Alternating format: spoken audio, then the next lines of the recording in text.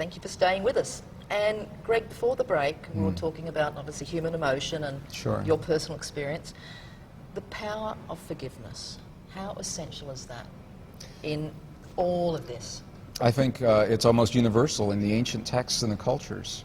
We're told, we're not given the technical reasons why, but we're told that forgiveness is vital. It's necessary for us to move forward in our lives. We'll all have experiences where we feel betrayed or hurt, where we feel that something has been taken from us by those who had power over us, either physically, emotionally, materially, something like that. We'll all have those experiences.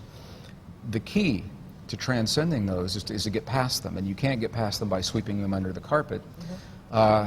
Compassion is the word that the Buddhist traditions, we go in those monasteries in Tibet, they look at what's happened to their lives and what they've lost, and you're hard-pressed to find an angry Buddhist in the monasteries in Tibet. Are there ever any? I've yet to find one. Really? Seriously, cool. They aren't angry about, they're hurt by what has happened to their country, by the loss of their loved ones. They're hurt, but I make a distinction between the hurt and the anger. So it's more sad rather than mad? It is. There's a sadness that's there. But the way they have been able to reconcile that is through what they call compassion, and compassion and forgiveness are very closely related. We acknowledge what it is that's happened, and in the pre-Judeo-Christian traditions, there was a sect called the Essenes, E-S-S-E-N-E-S. They wrote entire texts about how we get through those times in our lives, and they said what we do is we bless the things that hurt us. Blessing not meaning that we condone them or that we agree to them. When we bless the things that hurt us, we're actually acknowledging, you're bringing that forward, you're saying, yes, it happened, and then that allows them to work through that energy and to transcend the energy. When you bless something long enough, it's just something that everyone has to experience on their own. It actually changes chemically what happens in our bodies. Well, that brings me to, obviously, one of the things that's often discussed is 9/11. Now, with 9/11, I know you're in Australia. I was here. Your country took very good care of me over 9/11. I didn't know what kind of a country I was going to return to. Yeah. And of course, one of the things when that happened, there was a whole groundswell out there that wanted revenge. Yes. And of course, as we know, that if we keep doing the aggression and the revenge, we just create more of the same. Yeah, absolutely.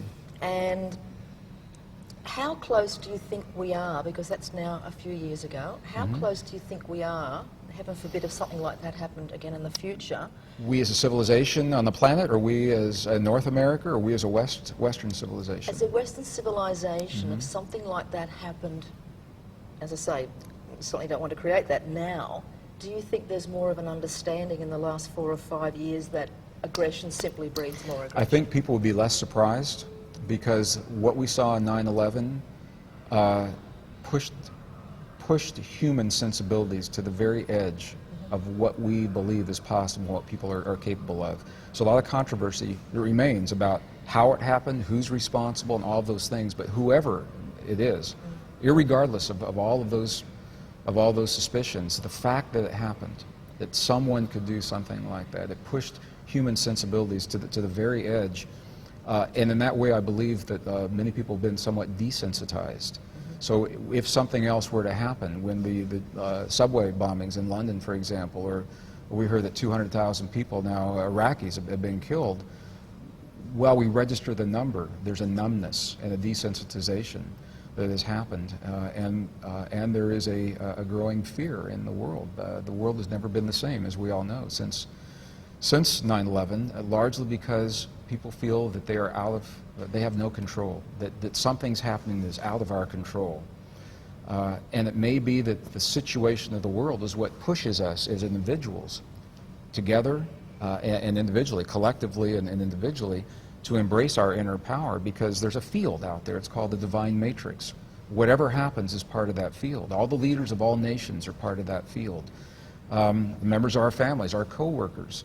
And when we understand that the world around us, and this is the language of quantum physics, when the world around us, we understand it's nothing more and nothing less than a mirror of what we have become from within.